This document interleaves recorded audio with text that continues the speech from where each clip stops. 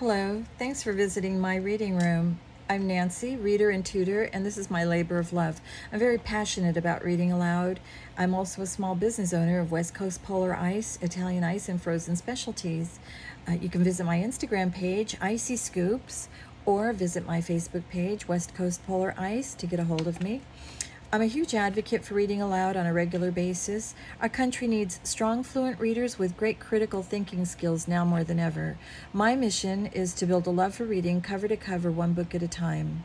If you enjoy my channel, please like, share, and subscribe, and I thank you here and now for any and all donations. God bless America.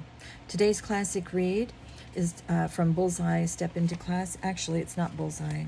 This is a stepping stone classic for young readers. It is Sherlock Holmes, The Mysteries of Sherlock Holmes, and we begin. The Adventure of the Speckled Band. It was early in April 1883. At this time I was living with Sherlock Holmes. We had rooms at 221 B. Baker Street. One morning I woke up early. Holmes was standing by my bed. He was already dressed. I looked up at him in surprise. My clock showed that it was only 7. Holmes got up late, as a rule. "Very sorry to wake you up, Watson," he said. "What is it?" I asked. "A fire?" "No, it is a young lady. She came in. She says she must see me. It looks like a case, Watson. I thought you'd want to be in on it from the first."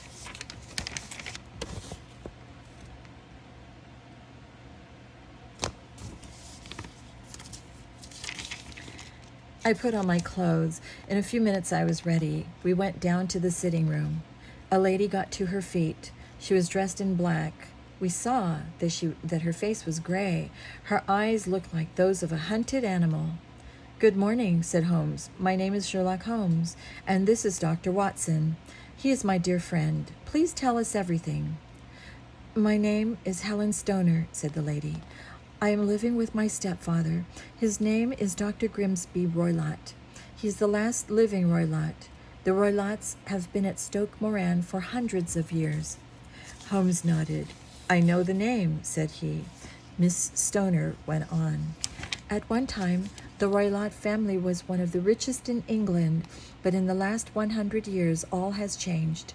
5 heads of the family in a row were bad men. They did not take care of their lands. They wasted all the family's money. At last, nothing was left, nothing except a little land and a 200-year-old house. My stepfather saw how things were. He knew he would have to make his own way, so he went to school and became a doctor. Then he went to India. In India, Dr. Roylott married my mother. My father had died just the year before. My twin sister, Julia, and I were only 2 years old when Dr. Roylott became our stepfather. My mother had some money, £1,000 a year. When she married Dr. Roylott, she made a new will. She left her money to him. The will also said that Roylott must take care of Julia and me. My mother died the year we came back to England. Dr. Roylott then took me and Julia to Stoke Moran. My mother's money was enough for all of us to live on. We would have had a good life. But after my mother died, my stepfather was a changed man. He made no friends around his old neighborhood. He would fight anyone he came across. Now, everyone in the village is afraid of my stepfather. He is as strong as he is crazy. People stay out of his way. His only friends are a band of gypsies. He lets these people camp on his land. Sometimes he goes out and visits them in their tents. Then there are the wild animals. He brought them from India. There is a cheetah and a baboon. These 2 animals have the run of the place. From the first, my sister Julia and I had a very bad time. No one wanted to work at the house. We had to do all the work ourselves. Julia was only 30 when she died, but her hair was already getting white. You can see that my hair is getting white too." "Your sister is dead, then?" Holmes asked. "She died 2 years ago. It is of her death that I wish to speak. My sister and I did not get many chances to leave Stoke Moran, but we have an aunt My stepfather let Julia and me pay short visits to her house. On one of those visits, my sister met a young man. She fell in love with him. They planned to marry. My stepfather said nothing against her marriage, but less than 2 weeks later, Julia was dead. Sherlock Holmes had been sitting back in his chair, but at these last words he sat up. His eyes opened. "Please give us every little fact," said he. "That will be easy," Helen Stoner said. "Every little bit of that night will be burned into my mind for the rest of my life. As I have said, the house is very old. We live in only one wing of it. All our bedrooms are on the ground floor. The first bedroom is Dr. Roylott's. The second bedroom was my sister's. The third bedroom is mine. There are no doors between the bedrooms, but they are all open onto the same long hall. On the night Julia died, Dr. Roylott went to his room early, but we knew he had not gone to sleep. Julia could smell his cigars. Julia never could stand that smell, so she came to my room. We sat there for some time talking about her wedding. At 11 o'clock she got up to go, but then she stopped at the door. She looked back at me. "Tell me, Helen," she said, "have you ever heard someone whistling in the dead of night?" "Never," said I. "You're sure you don't whistle in your sleep?" she asked. "No, I don't," I said. "Why do you ask?" "I ask because I keep hearing a whistle. I hear it about 3 o'clock every morning. I am a light sleeper. The whistle always wakes me up. I cannot tell where the whistle is coming from. Maybe it's coming from next room. Maybe it's coming from outside. But I just thought I would ask if you had heard it." "No," I said, "I have not. Maybe it is those gypsies camping out there." "That must be it," she said. Then she said good night. I heard her go down the hall. Then I heard her turn the key in the door. Said Holmes. "Did you always lock yourselves in at night?" "Always. We were afraid of the cheetah and the baboon." "Quite so. Please go on with your story." "I could not sleep that night. You will remember that my sister and I were twins. They say twins can feel things that happen to each other. It was a wild night. The wind was blowing hard. The rain beat against the window. All of a sudden, I heard a scream. It was my sister's voice. I jumped up from my bed. I ran into the hall. It was then that I heard a low whistle. A few seconds later, I heard a clanging sound. I ran to my sister's door. It started to open. My sister came to the door. Her face was white with fear. She could not stand up. I ran to her. I threw my arms around her. She fell to the floor. I bent over her. Then she spoke. I will never forget her voice. "Oh my God, Helen," she said. "It was the band, the Speckled band." And then, Mr. Holmes, she died. "One moment," said Holmes. "Are you sure about this whistle?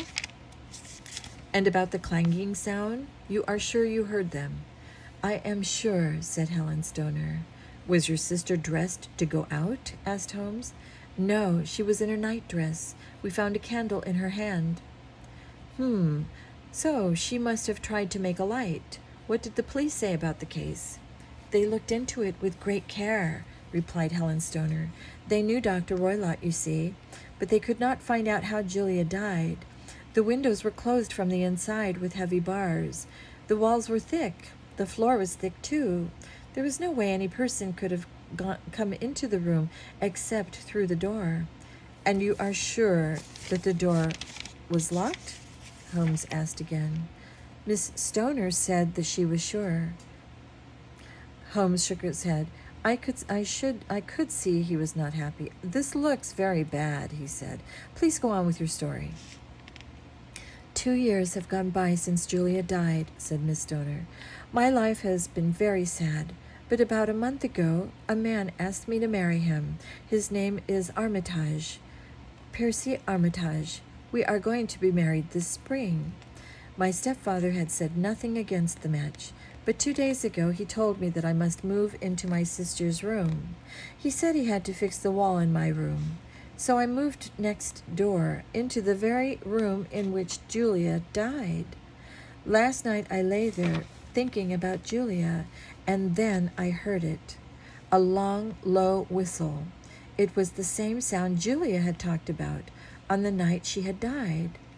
I jumped up and lit a candle. I could see nothing in the room, but I could not go back to bed. I got dressed. I waited for daylight, and then I came right here to ask your help. Holmes said nothing for a long time. Then he spoke. We must act right away, he said. I will come to Stoke Moran this afternoon. Miss Stoner, can I get into the house without Dr. Roylott knowing it? Yes, she said.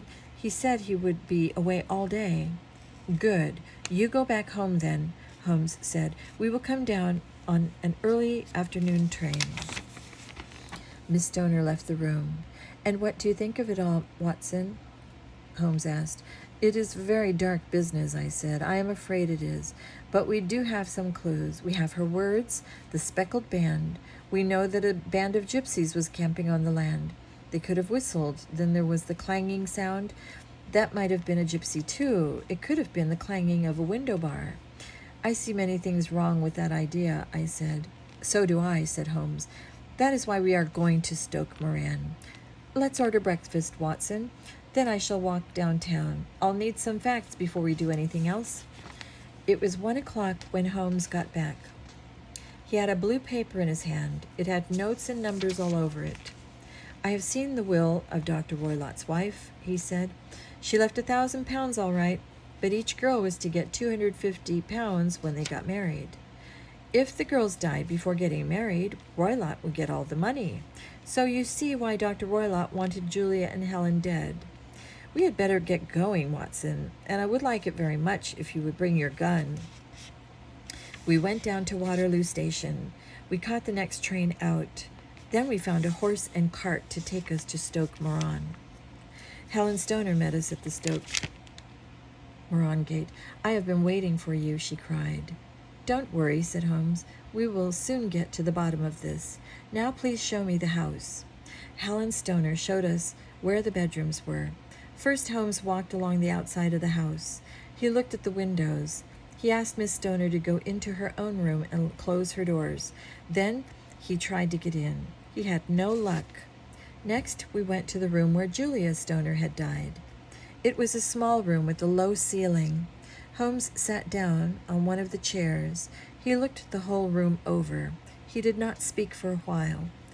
Why, here is a bell pull, he said. He pointed to a long rope on the wall. In what part of the house does the bell ring? Downstairs, Helen Stoner said. My stepfather put it in 2 years ago. The bell is for calling the servants, but we never use it. Holmes walked over to the bell pull. He gave it a strong tug.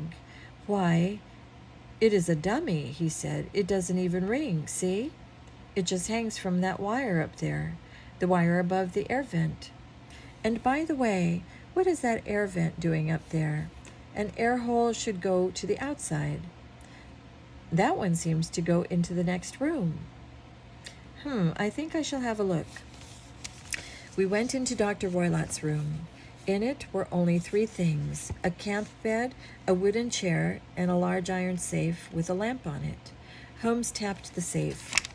What is in here? He asked. My stepfather's papers, replied Helen Stoner.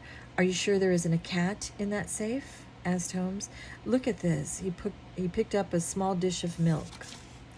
We don't keep a cat, said Miss Stoner. Just the cheetah and the baboon. This milk would not go far with a cheetah, said Holmes. And what's this?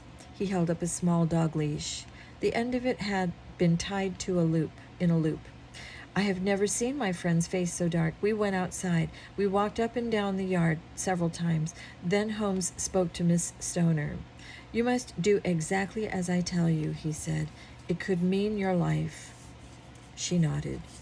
See that inn across the street? Asked Holmes. We will go there now. We will watch the house from there. Tonight I want you to go to your bed in your sister's room, just as you did last night. Then wait until you hear Dr. Roylott go to bed. At that moment, open the door and close the window. Open and close the window, sorry. It will be a signal to Dr. Watson and me. Then go to your own room and wait. Watson and I will be waiting for your signal. Then we will leave the inn. We are going to spend the night in Julia's room. I think you already know what happened, Mr. Holmes, said Helen Stoner. Please tell me, how did my sister die? We are not sure yet, said Holmes. We must leave you now, Miss Stoner. We must not let the doctor see us. Until tonight, then. Holmes and I went to the inn to wait. We had a room from which we could see Stoke Moran. At about 7, we saw Dr. Roylott get home. We knew it was he. We could hear him yelling at the boy who opened the gates. At about 9 o'clock, the lights in the house went out. All was dark. 2 hours passed. Then we saw a light flash out from the middle window. That's our signal, said Holmes. A moment later, we were out on the dark road. A cold wind blew in our faces. We made our way over the old stone wall and across the yard. We got in through the window of Julia's room. We had to be very quiet. The smallest sound might wake Dr. Roylott next door. We did not dare have a light either. Roylott might see it through the air vent. So as soon as we were safe, we blew out the candle. I had my gun ready. Do not go to sleep, whispered Holmes. You may lose your life if you do. How shall I ever forget that long wait? I could not hear a sound. We were in the dark. We heard the clock strike 12, then 1, then 2, then 3. Suddenly, I saw a flash of light. It had come through the air vent. Then all was quiet again. In a moment, I heard another sound. It was a soft hiss. It sounded like steam coming out of a kettle. Holmes jumped up. He lit a match. He began to beat at the wall with his stick. You see it, Watson? He yelled. You see it? But I saw nothing. At the moment Holmes lit the match, I had heard a low whistle, but I could not see what Holmes was hitting. I lit the candle. Holmes' face was pale. I could see that he was afraid. I had no chance to ask what had happened. Suddenly, the quiet of the night was broken by a scream. It was the most terrible sound I had ever heard. It made my heart cold. They say that people heard the cry all the way down in the village. What can it mean? I asked. It means that it is all over, Holmes said. Bring your gun. We will go into Dr. Roylott's room. A strange sight met our eyes. The lamp stood on the safe. The safe was open. In the chair next to the safe lay Dr. Roylott. The dog leash we had seen earlier was on his lap. His dead eyes looked up at the ceiling, and around his head there was a yellow band. It had brown spots on it. The band, said Holmes, the speckled band.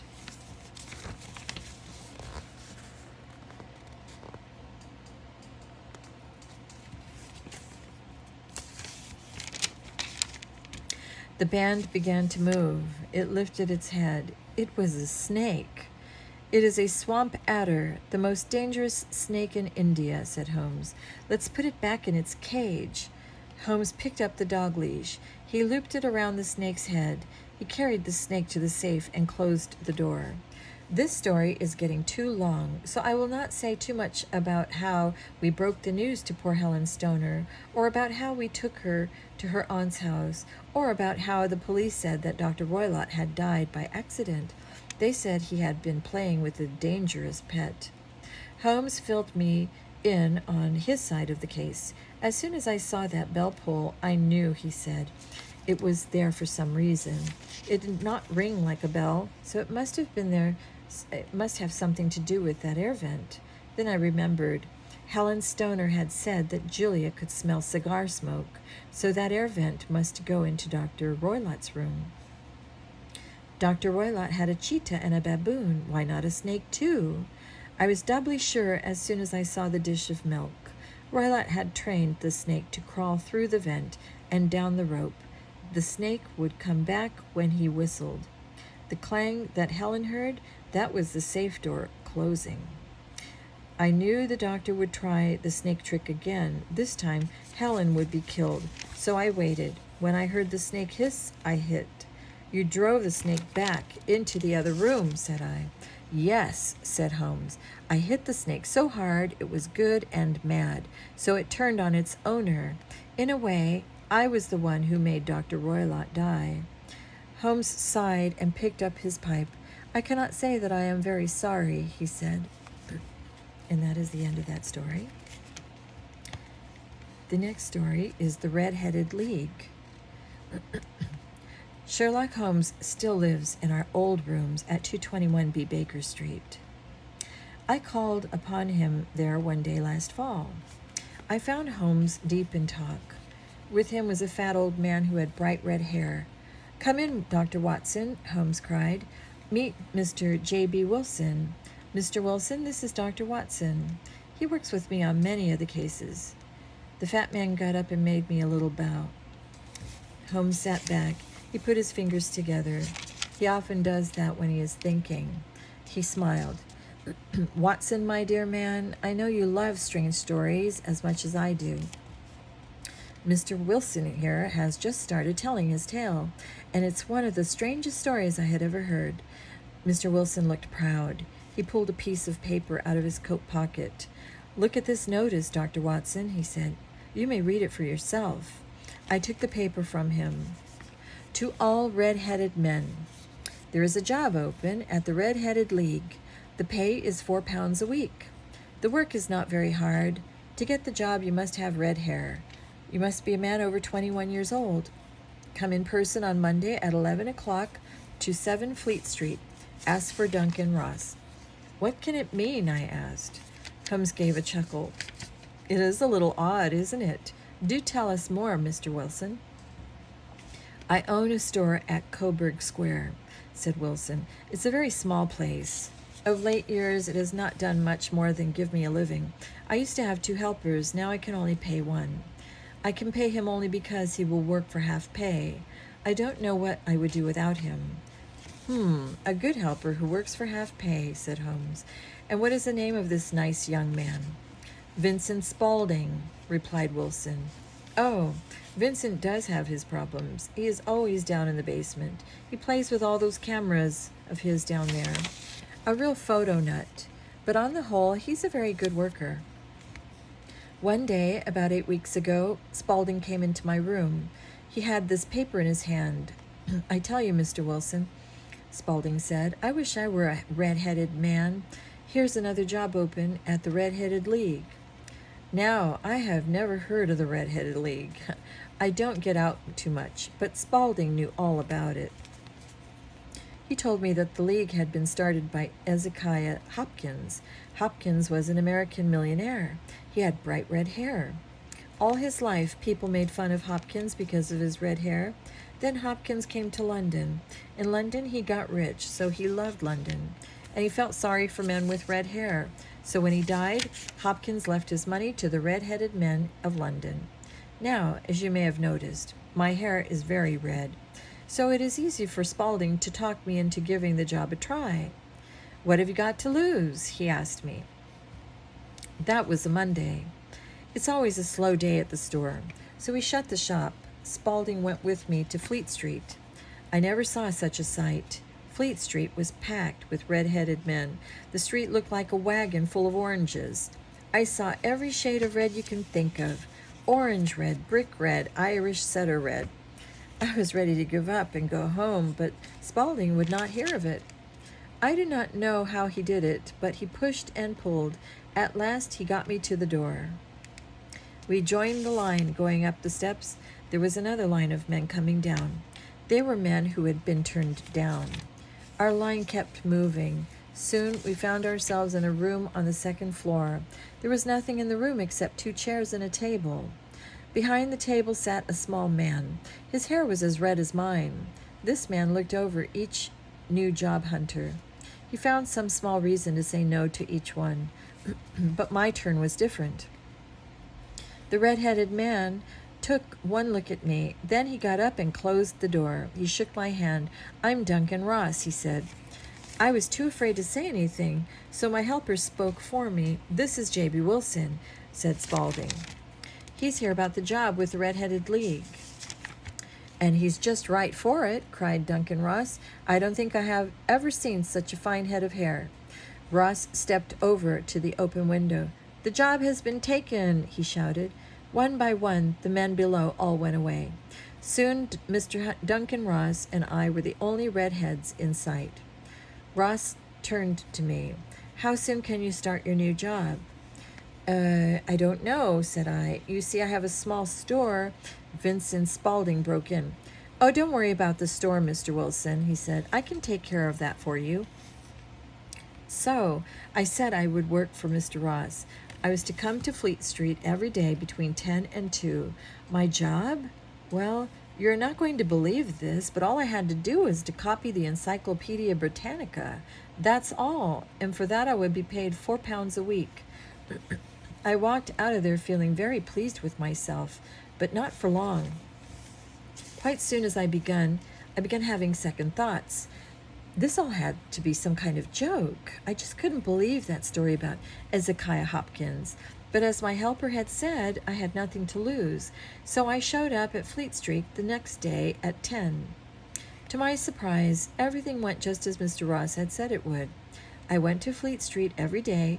I copied the encyclopedia. Every Saturday, Mr. Ross would come in and pay me £4. Things went on this way for 8 weeks.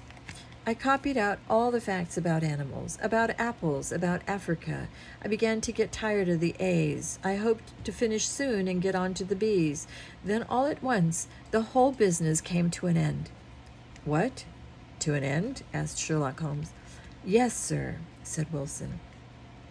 "It happened only this morning. I went to work at 10 o'clock. When I got there, I found this card on the door. The Red-Headed League no longer exists. October 9, 1890. Sherlock Holmes and I read this card. We looked at J.B. Wilson's face. The funny side of his story made us forget ourselves. We laughed until we roared.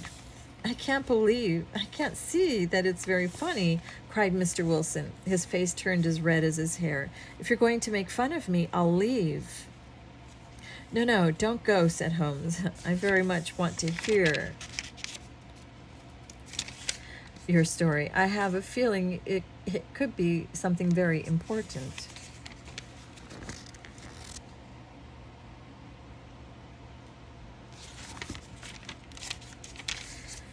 "Why, of course it's important," said Mr. Wilson. "I have lost £4 a week." Come, Mr. Wilson," said Holmes. "You have lost nothing. You are £32 richer than you thought you would be, to say nothing of what you now know about things starting with A." "But I want to know what it is all about," Mr. Wilson said. "That's why I came to you, Mr. Holmes. Can you find out for me?" "I will do my best," said Holmes. "But first, a question. This Vincent Spaulding, this helper of yours, what does he look like?" "Well, he's small, but very quick and strong, about 30 years old. He has a patch of very white skin on his face." Holmes sat up straight. He was very excited. "That's enough, Mr. Wilson," he said. "You may go home now. Today is Saturday. By Monday I will have your answer." When Wilson had gone, Holmes turned to me. "Well, Watson," he asked, "what do you make of it?" "I make nothing of it," I answered. "It is very strange. What are you going to do?" "Go hear some music," replied Holmes. "There is a violin concert at St. James Hall this afternoon. Come along. We have time to make a stop on the way." We took the underground train to Aldersgate. A short walk, and we were in Coburg Square.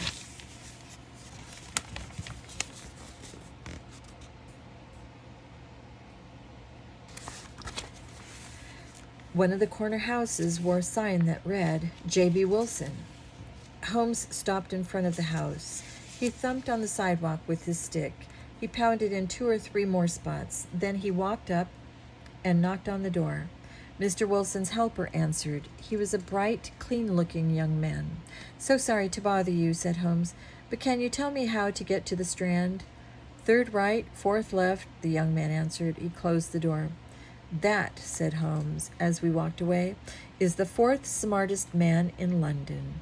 I have come across him before. Did you get a look at his knees?" "What about his knees?" I asked. "What do you know, Holmes? Why did you pound the sidewalk like that?" "My dear doctor," said Holmes, "this is no time to talk. This is the time to look. Let's see what lies behind this quiet block." We turned the corner. To my surprise, we found ourselves on a busy street.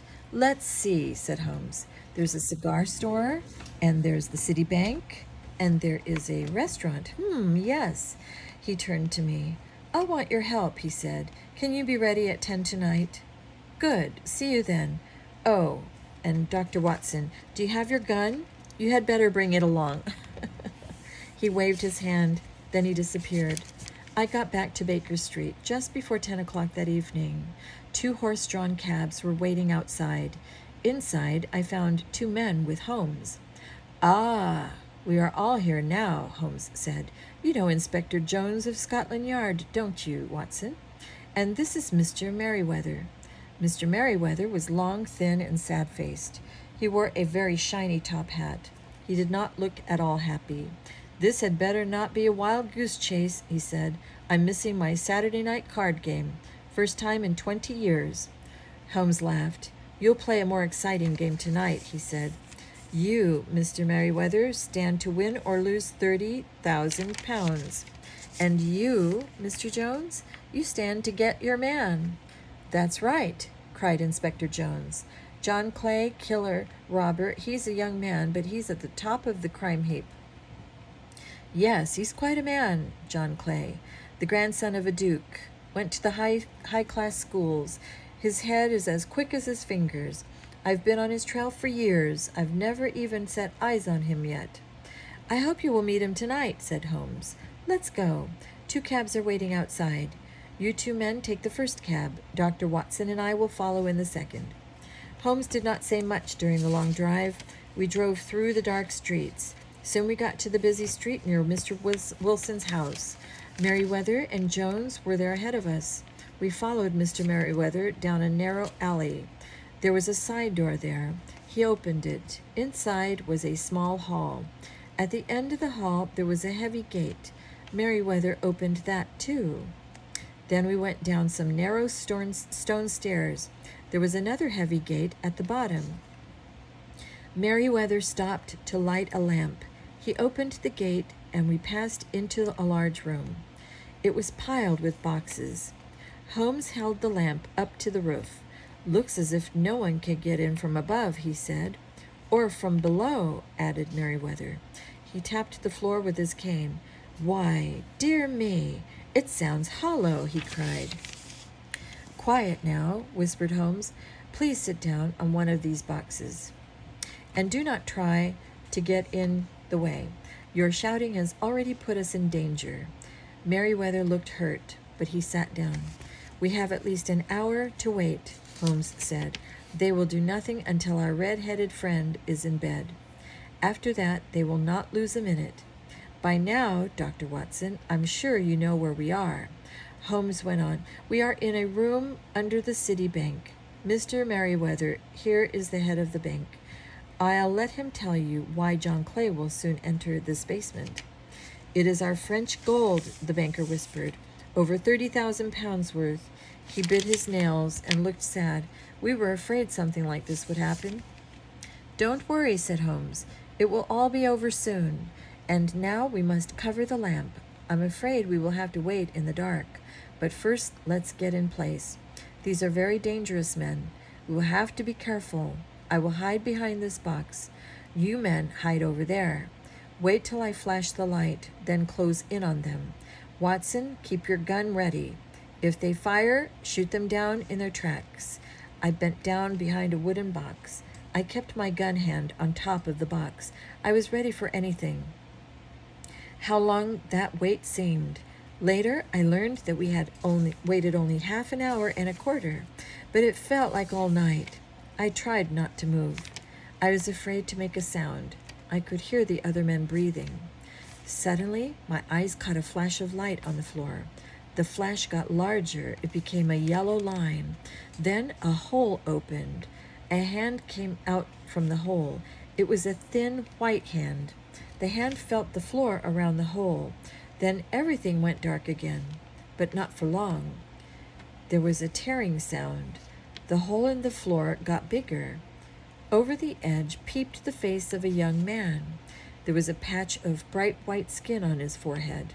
The young man pulled himself up into the room. A second later, he pulled a second young man up. The second man was also small and thin. He had a pale face. His hair was bright, bright red. At that second, Sherlock Holmes flashed the light. "Great Scott!" yelled the first man. "Jump, Archie!" "It's no use, John Clay," said Holmes. "You have no chance at all." Inspector Jones had the handcuffs ready.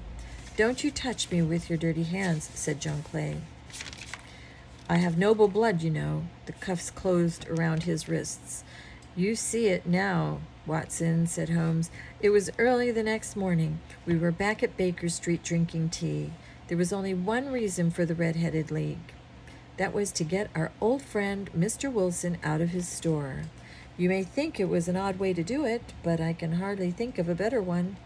Of course, what gave them the idea was Mr. Wilson's red hair. By chance it happened to be the same color as Archie's hair, so Archie became Mr. Duncan Ross," I cried. "Quite so. And John Clay became Vincent Spaulding.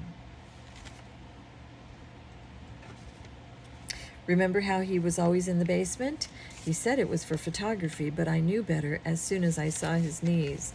They were dirty. It was proof that he had been digging. Then I tapped the sidewalk in front of the house. No, he wasn't digging out that way, so he must have been digging toward the back of the house. We walked around the block, and there I saw the city bank. Suddenly Holmes laughed. "Do you know what a red herring is, Dr. Watson? It's a false clue that is meant to lead us away from the real clues. Well, you've got to hand it to John Clay. He's not only smart, he's funny. Don't you get it? The Red-Headed League was just a red herring all along. Herring spelled H-A-I-R-I-N-G. And that is all for tonight. Good night.